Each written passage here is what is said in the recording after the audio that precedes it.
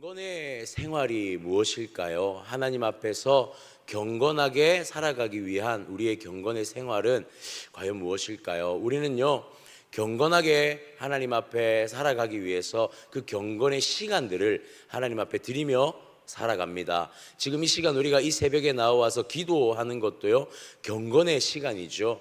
하나님 앞에 온전히 살아내기 위한 우리의 작은 몸부림이라고 할 수 있을 것 같습니다. 그런데 이 경건이라는 것을 들여다볼 때에 단순히 설교를 듣거나 성경을 읽거나 기도를 하는 그런 행위 자체가 경건이라고 말할 수 있을까요? 이것도 경건이죠. 경건을 위한 어쩌면 우리의 하나의 방법일 수 있습니다.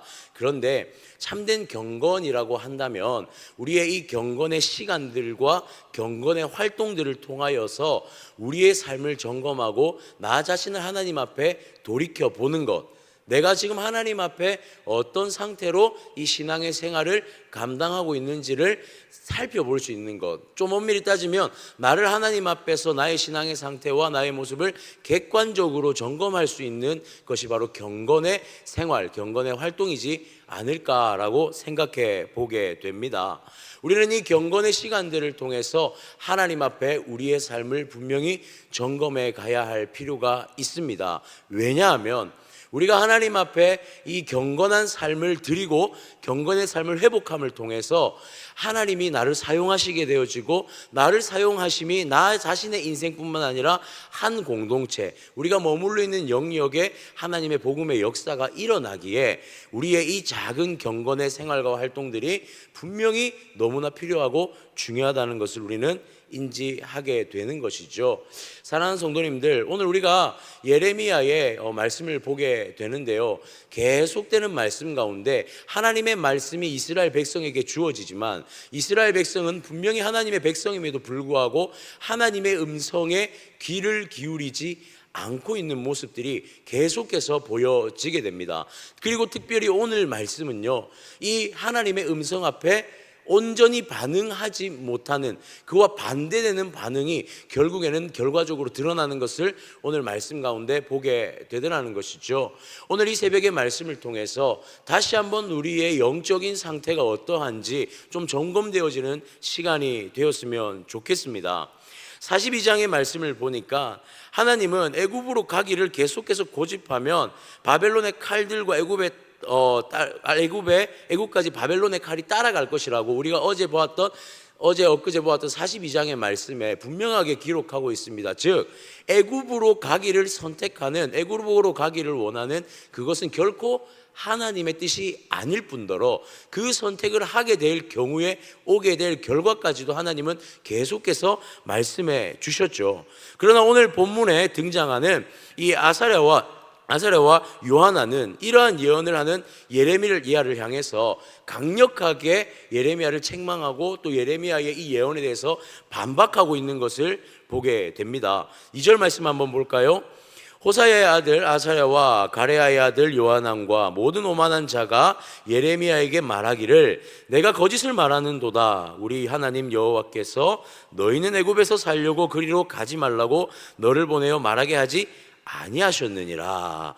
예레미야 선지자가 분명히 계속적으로 하나님은 바벨론에게 항복할 것에 대하여서 예언하였죠. 하나님의 말씀을 온전히 전달하였습니다. 그런데 오늘 보니 이 요하난이라는 사람이 어떻게 예레미야를 향해서 말하냐면, 예레미야 당신이 하나님의 말이라고 전하고 있는 바벨론에 대해 항복할 그 내용은 결코 하나님이 당신에게 준 하나님의 뜻이 아니다라고 아주 확정적으로 결론을 짓고 있습니다.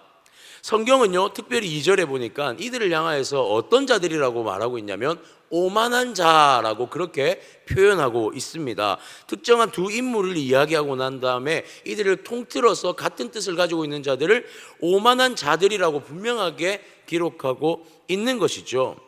사실 42장 1에서 3절에 보면 요한안이 예레미야를 찾아와서 했던 행동이요, 이 행동이 기록되어져 있는데 그것이 어떤 행동이냐면 이스라엘 백성들을 위해서 기도해 달라고 찾아옵니다. 예레미야 선지자를 향해서 이스라엘 백성들을 위해서 기도해 주시고 하나님의 뜻이 무엇인지 구하고 우리에게 알려주십시오라고 불과 한 장 전에 예레미야를 찾아와서 요구하더란 사실이죠. 그런데 43장에 보니 예레미야가 하나님의 말씀을 전하는데 그것은 하나님의 뜻이 아닙니다. 그것은 당신의 생각일 뿐입니다 라고 이야기하고 있더라는 것입니다.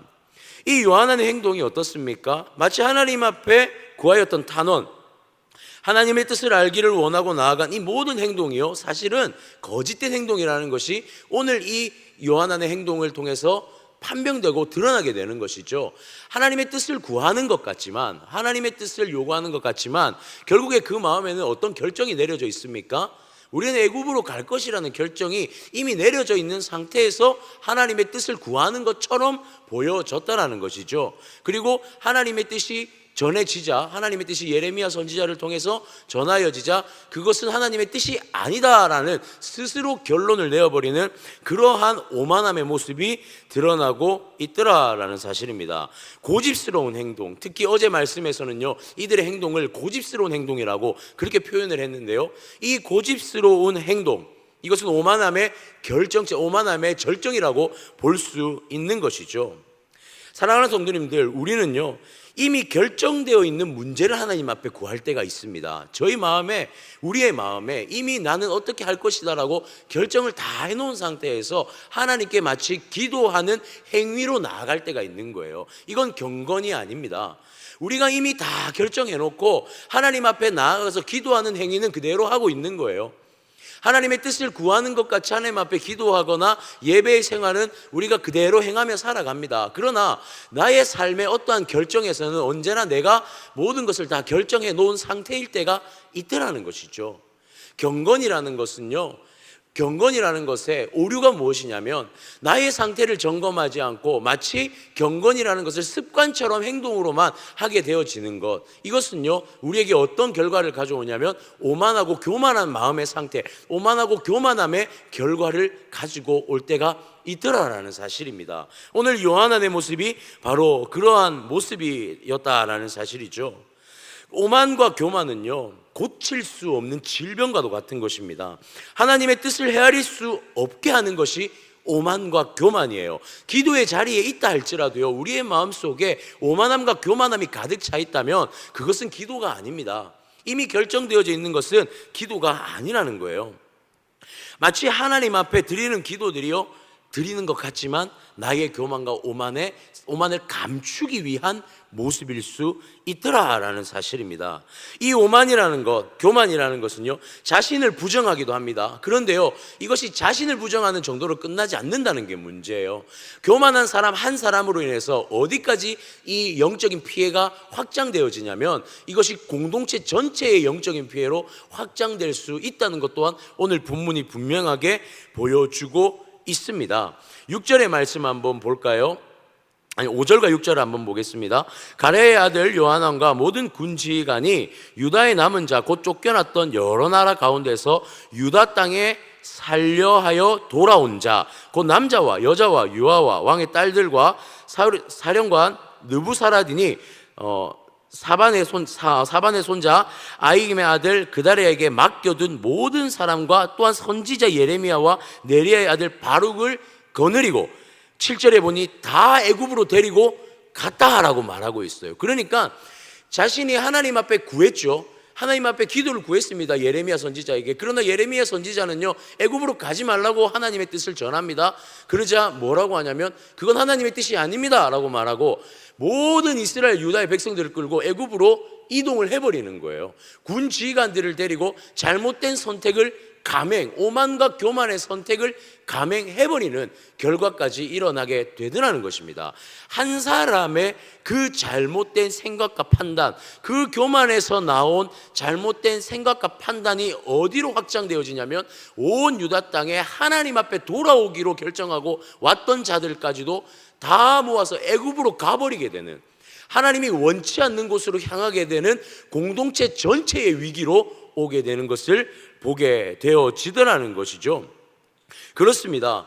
교만을 버리지 않는 한 결코 이들은 안전할 수 없습니다. 잠언 16장 18절은요 이렇게 기록합니다. 교만은 패망의 선봉이요 거만한 마음은 넘어짐의 앞잡이니라. 교만한 마음 하나가요, 작은 교만에 의한 작은 판단 미스, 판단 오류가요, 모든 것을 패망하게 만드는, 실패하게 만드는 그것의 시작이다라고 분명하게 성경은 말씀하고 있습니다. 유다의 패망은 교만한 자들에 의한 불순종으로부터 시작된 패망이었습니다. 이것이 패망의 근본적인 원인이었고 넘어지게 되는 결과였다라는 것이죠. 작은 오만, 작은 교만 하나가 공동체를 무너뜨릴 수도 있다는 사실을 우리는 꼭 기억했으면 좋겠습니다. 고집과 아집, 오만과 교만의 판단이 감당할 수 없는 결과를 낳을 수도 있다는 것, 그것을 우리는 기억해야 한다는 것이죠. 우리의 경건을 향한 몸부림은 어떤 몸부림이 되어져야 합니까? 우리가 하나님의 말씀을 향하여 나아가고 기도를 하는 이 모든 행위가 무엇을 위한 행위가 되어져야 합니까? 나를 점검하는 행위가 되어져야 합니다. 나는 지금 무엇을 생각하고 있고 나는 이 기도와 말씀 앞에서 어떤 것을 향해 나아가고 있는지, 그것을 점검하는 것이 바로 경건 생활이다라고 할 수 있는 것이죠. 하나님의 뜻하시는 바를 구하는 이 새벽이 되었으면 좋겠습니다.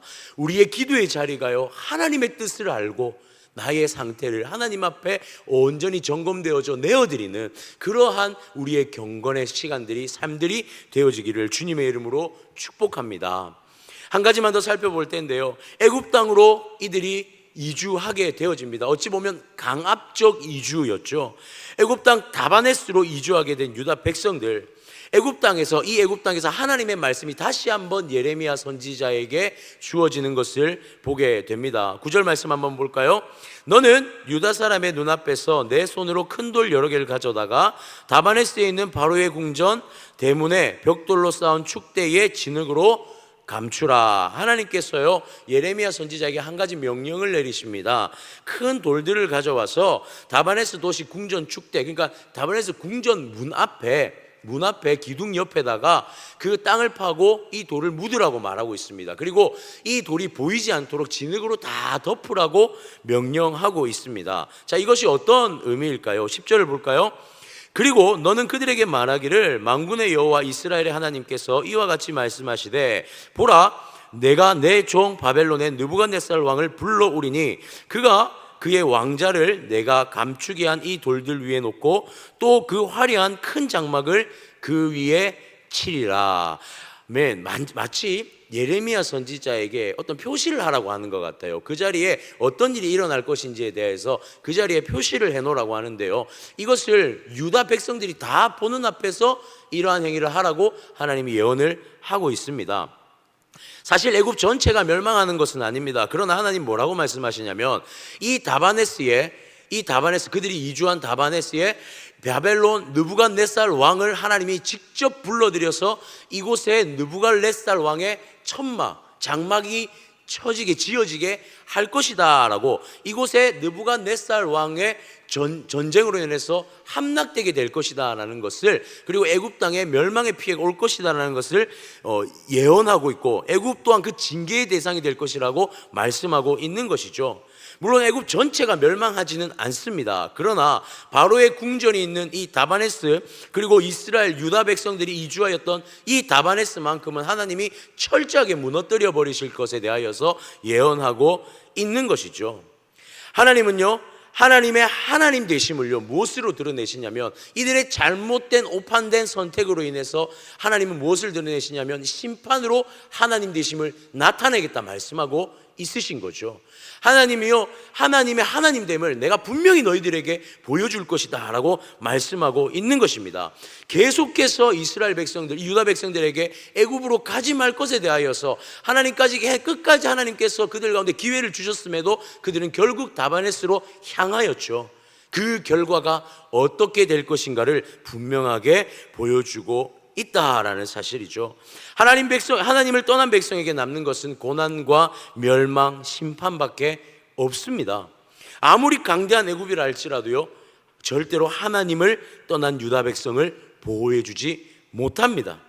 하나님의 백성에게 하나님 외에 의지할 것은 아무것도 없다는 사실, 하나님은 어떤 방법으로든 하나님의 하나님 되심을 드러낸다는 것을 오늘 이 후반절의 말씀을 통해서 우리 가운데 보여주고 있는 것이죠. 사랑하는 성도님들, 작은 오만하며 작은 잘못된 판단을 만들고 이 판단에 선택되어진 행동이 어떤 결과를 가져옵니까? 멸망의 결과를 가져오고 있더라라는 사실입니다. 마치 보호받을 수 있을 것 같은 우리의 잘못된 판단, 마치 이렇게 선택하게 되면 해결되어질 것 같다는 그 작은 잘못된 오판 하나가 이들 가운데 하나님의 그 심판대에 서게 되는 그 멸망의 순간을 보게 하더라라는 사실입니다. 사랑하는 성도님들, 우리가 처음 말씀드렸던 경건에 대해서 이 부분을 가지고 다시 한 번 더 고민했으면 좋겠습니다. 우리가 하나님 앞에 나아가서 우리의 상태가 어떠한지, 우리의 영적인 상태를 점검하며 나아갈 때 혹여나 우리의 모습 가운데 작은 교만함이 발견되어진다면 그것이 행동으로 옮겨지기 전에, 그것이 어떤 결과로 나타나기 전에 하나님 앞에 나아가 다시 한번 나의 삶을 되돌리고 돌이킬 수 있는 그러한 시도가 우리 가운데 있어졌으면 좋겠습니다. 오늘 이 새벽에 우리의 기도, 오늘 밤에 있을 금요 생명 기도의 우리의 예배, 우리의 삶 속에서 주어진 모든 경건의 시간들, 그 시간들을 통해서 하나님 앞에 다시 한번 내가 하나님 앞에 드려지는 그러한 은혜가 있기를 소망합니다. 하나님 앞에 다시 한번 영적으로 회복되어지기를, 하나님의 뜻을 깨달아 아는 그 영적 민감함이 다시 한번 우리 가운데 회복되어지기를, 그렇게 하나님 앞에 회복되어짐으로 나아감을 통해 우리의 삶이 하나님의 은혜 가운데서 주님의 사랑을 누리며 살아가는 그러한 일상 인생이 되어지기를, 우리의 가정과 우리가 교회가 되어지기를 주님의 이름으로 축복합니다.